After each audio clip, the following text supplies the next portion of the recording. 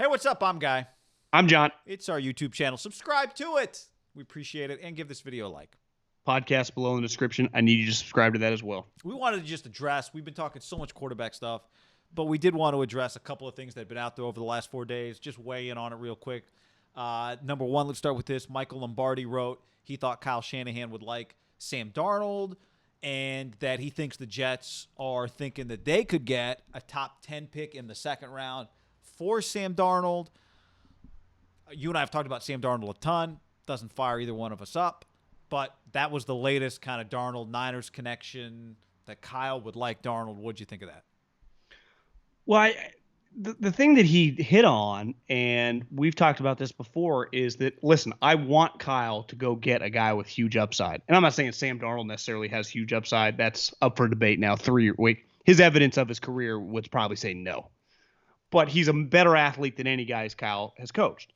And we've harkened back over and over to his comments after the Josh Allen game against the Bills on Monday Night Football when Josh was remarkable. It was like, Jesus, this guy's good. And Kyle said after, like, that's what you want. That's what you need. And Lombardi talked about. Watched that draft class a lot. Yeah, and he liked him coming out and was hoping he'd fall. And it's one of those that, like, Josh was pretty polarizing at the time. If you would have told me Kyle loved Josh Allen coming out of Wyoming, I still might red flag that one. Would you? Like, I'd say universally he was kind of, most people were on the anti-Josh Allen. Did not seem like the kind of guy that, this is kind of the point of this, right? Did not have the inconsistent performance. Part of that was on his team, but just it didn't seem like his type of guy. No. Yeah. No. Red flag. And Lombardi talked about just the athleticism that Darnold brings, just that alone. I would say we're hoping that. I think we're projecting our hope into that, using that Kyle's one comment about Josh Allen. Yeah. We're like, oh, thank God. But if you just base on the evidence, I'd say it's completely different. It's the opposite. I would say it's historically known, and I would say his guys in the league kind of double that down. You don't need – McVay had a lot of success with Jared Goff, right? Ryan Tannehill, they were good with in Tennessee.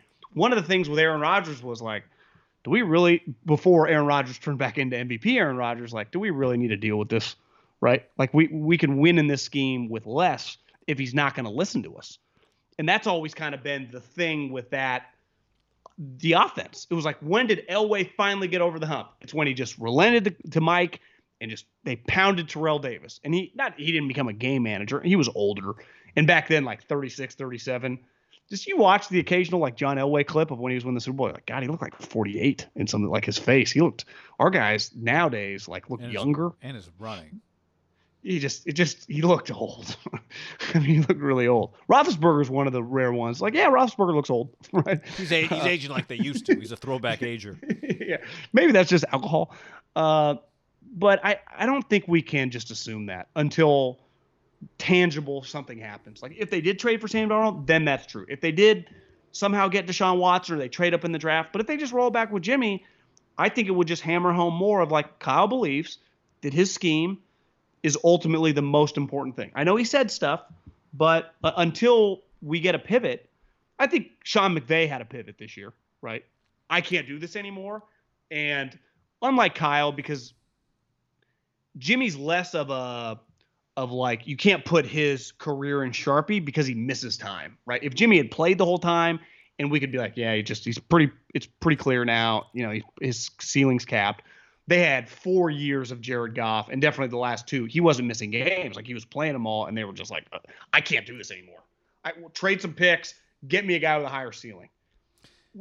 We haven't quite heard Kyle go all in on that yet, which maybe his just approach is a little different. I don't know. We're going to find out. They've been in a more difficult situation where they might just have to roll back with Jimmy, so you couldn't take that tactic. But I think we're yet to know to make a distinction of like he really wants an athletic quarterback, because I'd argue the opposite. Like they've had a lot of success with the Shops, and hell, the most success he ever had with Matt Ryan. There's not a lot of evidence in his history, but the game has changed even in his brief history. Even with the Niners, right? Even with just the his Niners. 4 years with the Niners. Yeah, I think we overstate, and I'm probably guilty of it too. And we talked about it. We loved when we heard Chris Sims say this a week or two ago, that maybe Kyle has come to the realization that he needs a quarterback that can make some plays on his own on the field. And that is really important.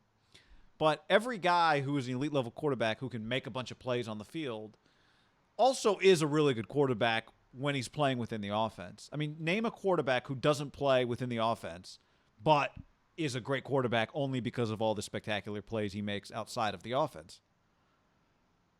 I mean, Patrick Mahomes' greatest throw is a play that he made in the Super Bowl when, after playing 3.5 quarters of football against a really good defense, he went to the sideline and said, based on what I'm seeing, we should throw wasp right here. And then he made the throw. He didn't run out. I was hoping you'd go Green Hornet. Green Hornet. I know. This time I actually accidentally remembered the name of the play.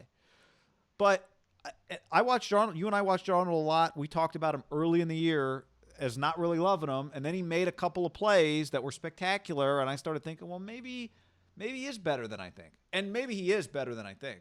But I cannot forget how much I've watched him look just consistently not good. And I think we overstate with Mahomes or with Deshaun or with Kyler. Like, I would say this about Goff. Yeah, they needed a guy with a higher ceiling. But the problem with Goff was, tell me if you disagree with this, was not that he couldn't be Deshaun in a crazy moment or that he couldn't be Mahomes in a crazy moment. The problem with Goff, it turned out he couldn't be Kirk Cousins. Yeah. Like, he couldn't consistently. He was playing terribly. Right? Like, to me, if he is not an elite playmaker, but he just gave him Kirk Cousins within the offense, Jared Goff, I think he's still on the team. Yeah, he went from being a guy that you're like, he's between 15 to 10 in the league, right, on a given week, to like, is he trending toward like the mid to late 20s? He was trending the wrong way. I would say Derek this year has been a great example. Carr did. Historically, the complaint has been like, Derek, he only plays within the offense. He only takes what is in front of him and doesn't do anything outside of that. And this year, he did all of that stuff that he always does, and he made some other big plays. Now, maybe he was just as good as he always was, and we just remember some of the big plays that he made outside of the pocket. But like, I think his knock he kind of became like he was playing like Alex Smith, even though his physical attributes, he should be able to keep plays alive. It's like, why aren't you being more of an explosive player? And he's found a balance of that, because I think when he was younger, he just kind of let it rip.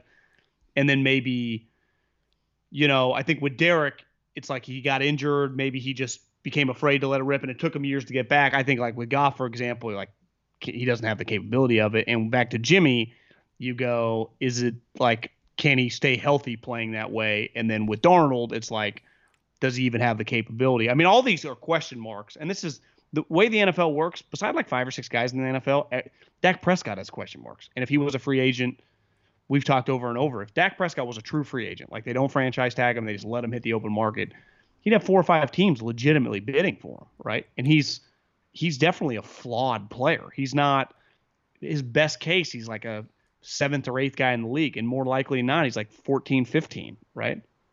Dak Prescott and Matthew Stafford both become free agents immediately. Who is the more desirable player?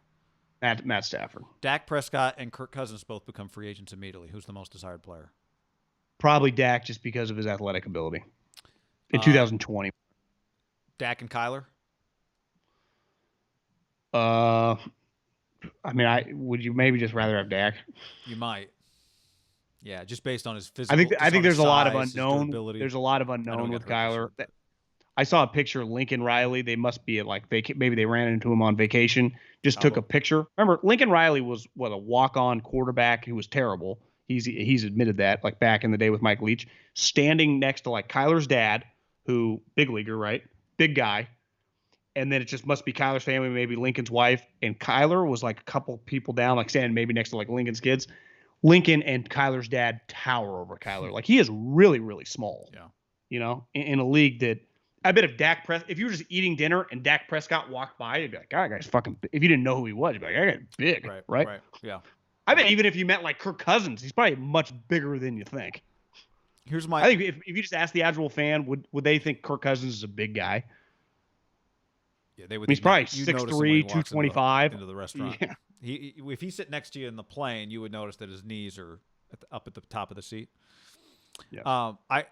I think the thing to remember with this stuff, and I don't always remember it, is consistently being a really good quarterback in the NFL makes you an outlier. And we always look for the spectacular plays that make you an outlier. But consistently being really good puts you in the minority. And if we're talking about specifically Darnold, he has not shown anything close to being consistently really good. Now, he's shown some high-end splash plays. But, having 5 good starts as a pitcher out of 30, that does not make you a top-end pitcher. And, the athleticism he might like. The lack of consistency, I don't see how he would like it. Yeah, the only way you're liking him is if you're blaming everything on the Jets. God, he would have been a good dad. The wife was an alcoholic and verbally abusive. The best argument people make for him is like, well, Adam Gase was his coach. Okay, but what Jets about are him? disaster. Let's talk about him. Well, it's hard. There's a lot of unknown. There is a lot of unknown. I'm open to the possibility, but